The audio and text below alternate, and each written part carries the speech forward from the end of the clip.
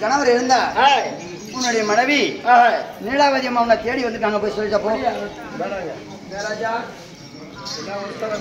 உன்னுடைய மனைவி நீலாவதி அம்மையார் வந்திருக்கிறார்.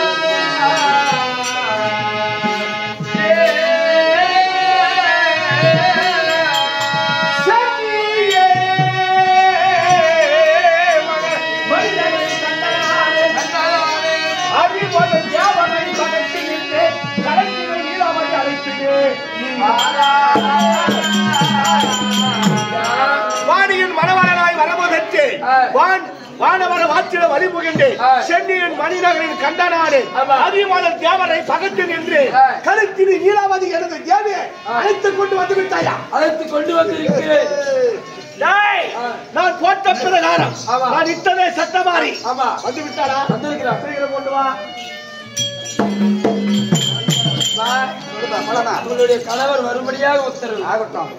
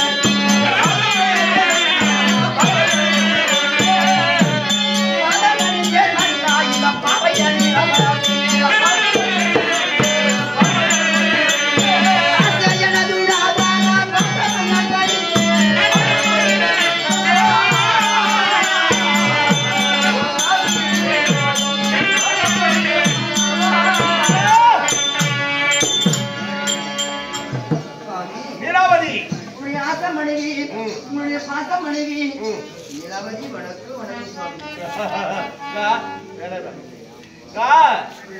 என்னுடைய வம்ச விளக்கு என்னுடைய கொலை விளங்க நீ வந்து உதித்தவள் எழுமேலே தேவி அது வந்து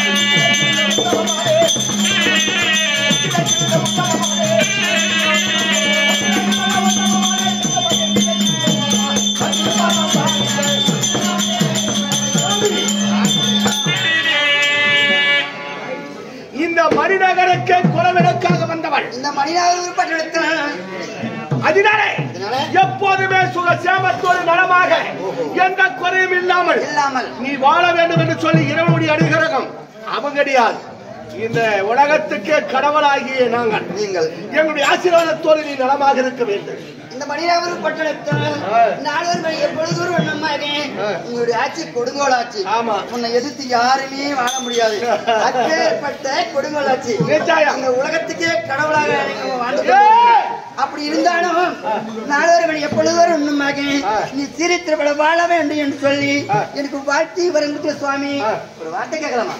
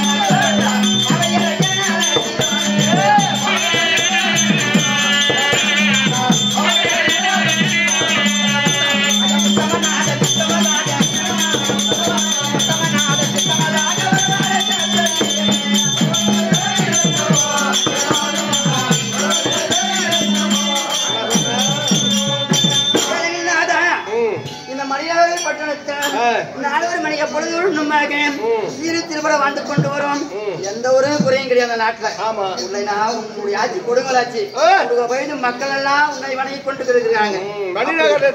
ஆமா, அந்த மணிநகர் ஒரு பட்டணத்துல எல்லா மனிதர்களும் உன்னை வணங்கி கொண்டு உன்னை வணங்கி கொண்டு உன்னை வாழ்த்து கொண்டு இருக்கிறாங்க. ஆனா இருந்தாலும் மனைவி சீரித்திரப்பட வாழ வேண்டும் வாழ்த்தி வணங்குறீங்க. காரணம் என்ன?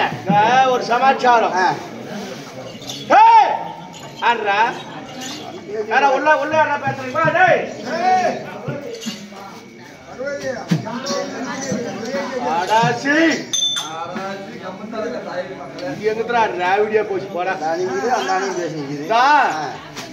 ஒரு பெண்மகள் இப்போது 5 மாதம் கர்ப்பிணியாக இருக்கிறாய்.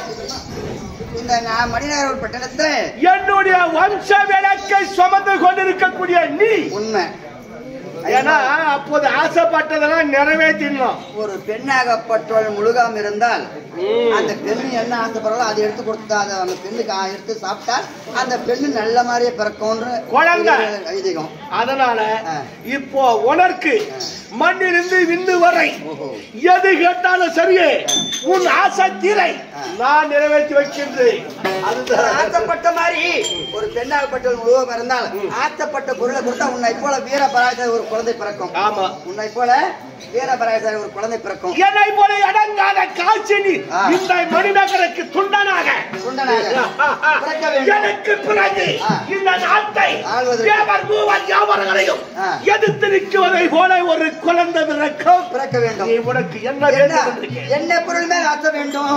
உனக்கு எது மேல ஆசை வேண்டும்? ஆமா, கேக்குறீங்களா? ஆமா, நான் கேட்கட்டுமா? கேளு சொல்றேன். கேளு கேளு.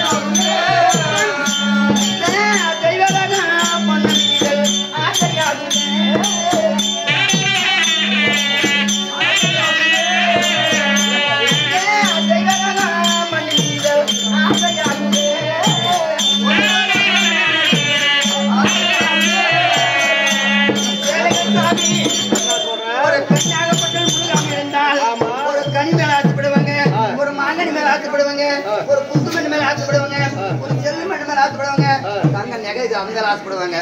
ஆனா நான் ஆசைப்பட்டுக்கிறது எப்பேற்பட்ட மண்ணு? தெய்வலோகம் பொன்மண். கேட்டீங்களா? மண்ணு தெய்வலோகம் பொன்மண். கேட்டீங்களா? நீங்க ஒரு இப்படி மண்ணு இருந்தால் அந்த மண்ணை நான் சாப்பிடுதான் உண்டானா உன்னை போல வீர பராஜல குழந்தை பிறகு தெய்வலோகத்தில் இருக்கு அந்த மண்ணு. அந்த மண்ணு ஒரு பிடி வேண்டிய இல்ல மண்ணு கூட சாப்பிடுறாங்களா? பொம்பளை சொல்றீங்களா? உண்மை கேளு. இல்ல அவங்கள தெரியல. ஏமா மண்ணு கூட சாப்பிடுறீங்களா? இல்ல எனக்கு சாப்பிடுறீங்களா? ஆமா. ஓ உண்மைதானே? அப்படியா? அந்த ஆசைப்பட்ட பொருள் ஒரு பெண்ணாகப்பட்ட முழுகா அந்த பிள்ளைக்கு காதல ஓட விழுகுமா? இப்ப நீ சொல்லிதான் எனக்கே தெரியும். பொம்மை நாட்டிங்க மண்ணு மேல கூட ஆசைப்படுவாங்க. அப்படியா? காய் கேட்டா காய்ச்சி அமைதியா வாங்கிட்டு வான்னு போட்டா அவளுக்கு தெரியாது, கதை தெரியாது போயிருக்கு. இப்ப எங்க வீட்டுக்காரி ஒரு 5 மாசம் கர்ப்பிணி. ஏன்னா உங்களுக்கு கதை தெரிஞ்சதா தெளிவா சொல்றேன். இப்ப அவ ஆசைப்பட்டதை நிறைவேற்றுறது ஒரு ஆண்களுடைய கடமை. அது அவகாட்ட நான் கேட்டுக்கிறேன். ஏனென்றால் இந்த 17 லோகமும் எனுவசமே யாருமே எனக்கு எதிரி கிடையாது. கடவுளை இல்லை என்று கருப்பு கொடிய நாட்டி இந்த மணிநகரை ஆளக்கூடியவன் என் மனைவி. எதனா யார் எதனா கேட்பான்னு பார்த்தேன். போய் போய் வெறும் மண்ணு கேட்கறான். ஏன்டா நீங்க தான் பாவம் உழுது சுழியா இருந்து போறீங்களே? எப்பா கொஞ்சம் அவங்க ராத்திரிகளா கரண்ட் போனது பாதிப்பு இவங்க நிமிஷம் வேற பாதிக்கிறாங்க. அவங்க தான் கம்மிருக்காங்க. அவங்க உள்ள கதை பேச வைக்கிறாங்க. என்ன பண்ணுவாங்க? கொஞ்ச நேரத்துக்கு கூட என் கூட்டுக்காரி கூட மாசமா இருந்தா எங்க ஏழுக்கு களிமண்ணு கேட்டா நான் போட்டு வார்த்தை கொடுத்து சாமி சொன்னா நிஜமாவே கண்டிப்பா ஒரு சிடிக்கு ஒரு கொஞ்சம் தான் ஒரு ஆசைக்கு ஒரு செடிக்கு ஒரு கொஞ்சம் தான் சாப்பிட மாட்டாங்க. இப்போ இந்த உலகத்துல விராதன மராதன சராதன மத்திய பாதாளம் மேல 7 லோகம், பூலோகம், மாலோகம், விஷ்ணு லோகம், பெருமலோகம், சக்தி லோகம். இந்த 17 லோகத்துல உனக்கு தேவர் தெய்வலோகத்துல இருக்கிற மண்ணு தான் வேணுமா? அதுதான் வேண்டும். அந்த மண்ணு தான் எனக்கு வேணும். உன்னை போல ஒரு அழகான ஒரு குழந்தை உனக்கு பிறகு யாரு எதுவுமே தேவையில்லையா? வேற எதுவும் எனக்கு ஆசை இல்லை. தேவி பொன்மண் வேண்டும்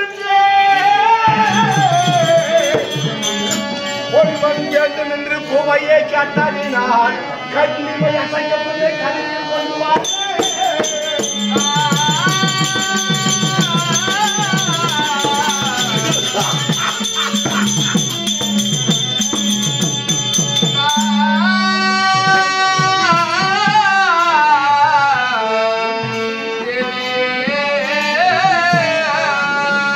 கண்ணிமையே அதிசயம் உன் கண்ணில் உனக்கு நான் பொன்மன் கொள்வாரே. இது எனக்கு ஒரு பொருட்டே கிடையாது. உன் கண்ணிமை என் கண்ணிமை அசைந்து வரும் முன்பாகவே அந்த தெய்வலோகத்தில் இருக்கிற பொன்மண்ணை கொண்டு வந்து நான் உனக்கு தருகிறேன். தருவார்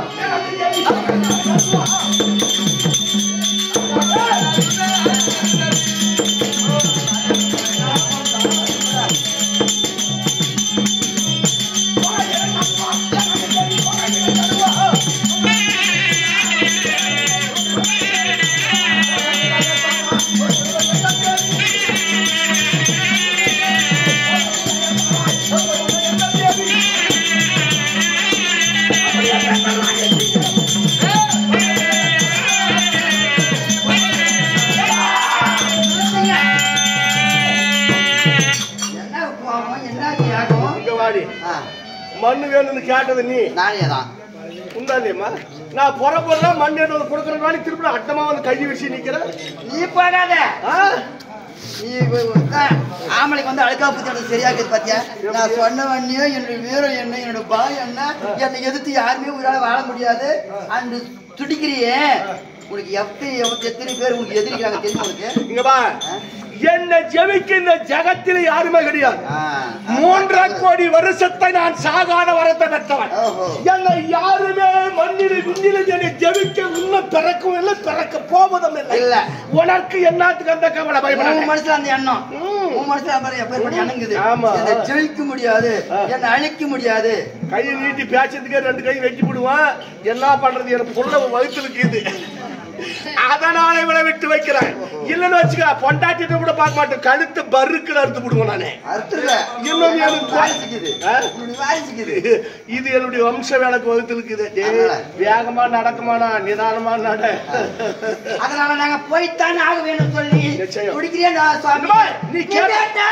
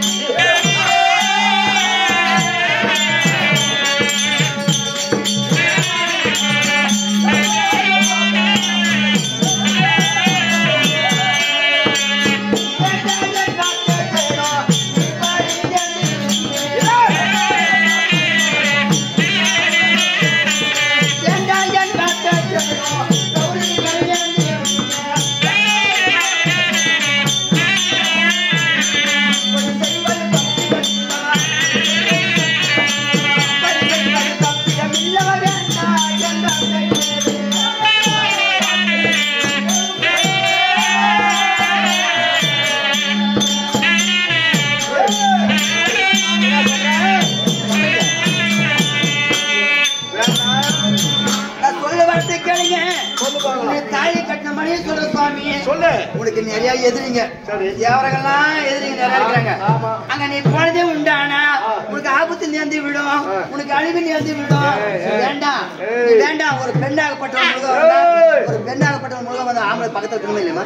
அப்படி சொல்லு. ஒரு பெண்ணாகப்பட்டவன் பக்கத்துல ஆம்பளை அப்படி அந்த ஆம்பளை இருந்தா எனக்கு கண்டா எதிரிக்குதான் பயங்கரமா தவிர நான் பயப்பட அவசியம் பயப்பட மாட்டீங்க. ஏன்னா இவனுக்கு பக்கத்துல இருன்னு சொல்லு, அதை நான் ஒத்துக்கிறேன்.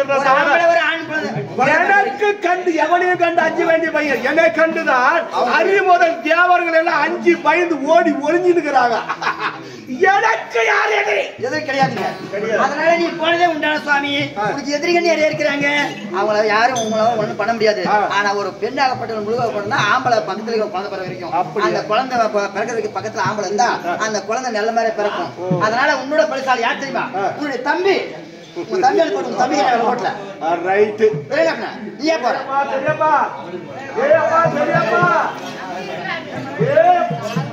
சொல்றதா நான் கதையை சொல்லி சாகிறதா அவங்க என்ன இப்படியேதான் எந்த ஊருக்கு போனாலையும் பாதி நேரம் சும்மா இருன்னு சொல்லியே பாதி தொண்டை கெட்டு போயிச்சு, மண்டை கெட்டு போயிச்சு. நாம என்ன சொல்றோம்னு கேட்டாங்கன்னா அந்த கதையினுடைய நுட்பம் புரியும். கதையை சொல்லல நான் சொன்னாங்க இப்படி இவங்க ஒரு கதையை பேசலாம்.